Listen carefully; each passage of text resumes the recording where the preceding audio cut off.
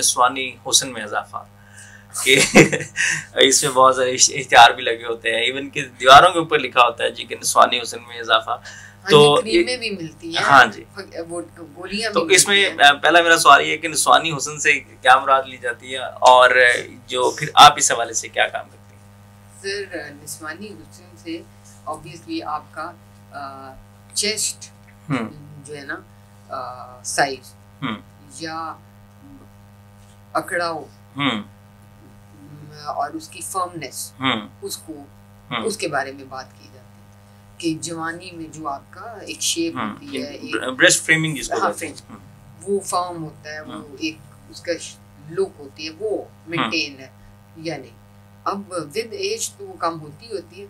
फिर आजकल बच्चियां बहुत पतली भी होती हैं तो उनका साइज कम है, या किसी का साइज डिस्प्रोपोर्शनेट है कि वैसे फिजिक और तरह की है और जो चेस्ट है वो कम है। तो इनमें डिफरेंट ख़वातीन शादी के बाद भी बच्चों को फीड करवाती रहती है, उसकी वजह से उनको फील होता है कि हमारा चेस्ट जो है वो ढलक गया है, या वो ख़वातीन जो अभी शादी से पहले अपनी इम्प्रूवमेंट करवाना चाहती हैं, या ट्यूमर की ख़ास तौर पे ये एक मसला है जिनका मिस्टेक्टमी हो चुकी है, मतलब उनका ब्रेस्ट रिमूव हो चुका है कैंसर की वजह से, ट्रीटमेंट की वजह से। तो उनके अंदर इसमें फिर हमारे पास डिफरेंट लेवल आते हैं, different type of treatment procedure की, जिनमें एक सिलिकॉन पैड्स हैं जिनमें हम सिलिकॉन डलवाते हैं, दूसरा है फिलर्स।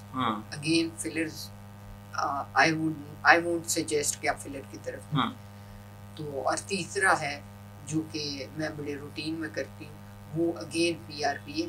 उसमें आपके 1 से 2 सेशन में 2 साइजेस बढ़ जाते हैं, चेस्ट साइज 2 साइज ऊपर चला जाता है। अच्छा। और वो नेचुरली होता है, तो वो अपने आप को मेंटेन है। तो ये जो सिलिकॉन का आपने बताया कि वो इम्प्लांट की जाती है, तो इज इट हार्मफुल?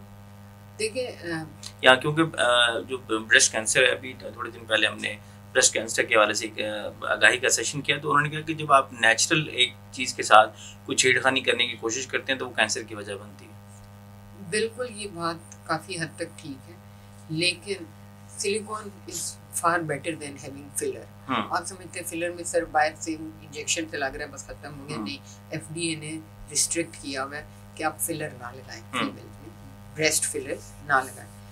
और इसीलिए मैं इसके रिस्क फैक्टर्स हैं, इसका नुकसान है, इसीलिए I do it with PR।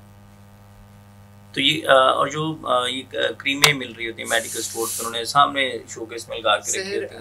हकीमों के पास मर्दाना कमजोरी का बेहतरीन इलाज है, और फिर मेडिकल स्टोर्स के ऊपर खूब निस्वानी हुस्न में इजाफे के लिए सबसे ज़्यादा अवेलेबल है वो क्रीम्स। मुझे समझ नहीं आती, अगर ऐसा होता तो पेट कम करने के लिए एक क्रीम आ जाती, चेस्ट बढ़ाने के लिए एक क्रीम आ जाती, बस्ट मतलब आपकी बट बढ़ाने के लिए एक क्रीम आ जाती, वो क्रीम आ जाती।